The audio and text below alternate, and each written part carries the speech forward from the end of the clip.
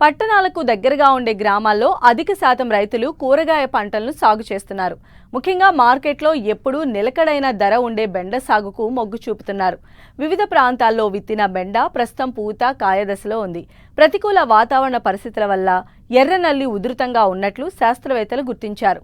వీటి నివారణకు చేపట్టాల్సిన సస్యరక్షణ చర్యల గురించి సూచిస్తున్నారు శాస్త్రవేత్త రవి.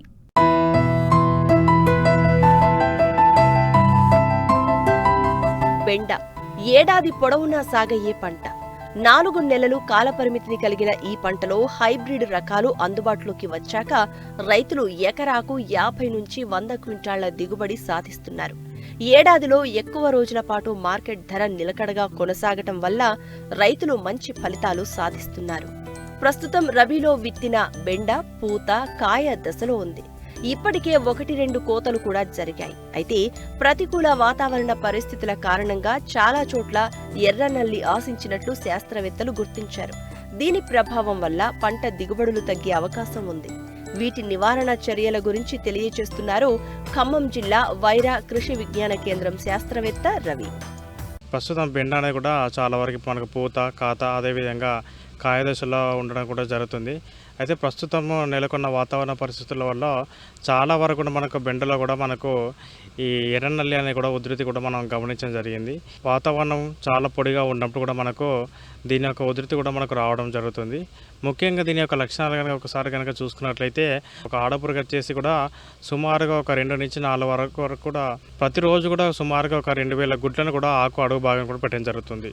ఈ గుడ్లు కూడా ముఖ్యంగా మనకు 2-3 రోజులలో కూడా మొత్తం పొదగబడి కూడా అందులో నుంచి మనకు లార్వలు కూడా రావడం జరుగుతుంది. ఈ తల్లి పురుగులు అదేవిధంగా ఈ పిల్ల పురుగులు కూడా ఆకు అడుగు భాగాన రసం పీల్చడం చేస్తుంది.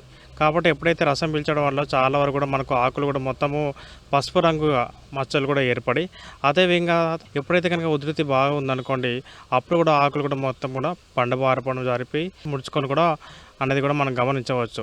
ఇది ఎప్పుడైతే గుడ్లు పెడుతుందో అంటే వివిధ రకమైన శత్రువుల నుంచి కాపాడుకోవడానికి కోసం కూడా ఈ బూజు కూడా తయారు చేస్తుంది. అంటే ఆ బూజు కూడా మొత్తం కూడా ఆకుల చుట్టూ కూడా అదేవిధంగా మనకు కొమ్మల చుట్టూ కూడా మొత్తం కూడా గూడులాగా చేసుకొని ఈ గుడ్లను కూడా మొత్తం కూడా అది కాపాడుకోవడం జరుగుతుంది. పూత కాత వచ్చినప్పుడు కూడా రసం పీల్చేసరికి కూడా మనకు కాయలు కూడా మొత్తం కూడా తెలుపు రంగులోకి మారిపోయి కూడా మార్కెట్లో సరైన మద్దతు ధర దొరక కూడా రైతులు కూడా మనకు నష్టపోయే అవకాశం ఉంటుంది.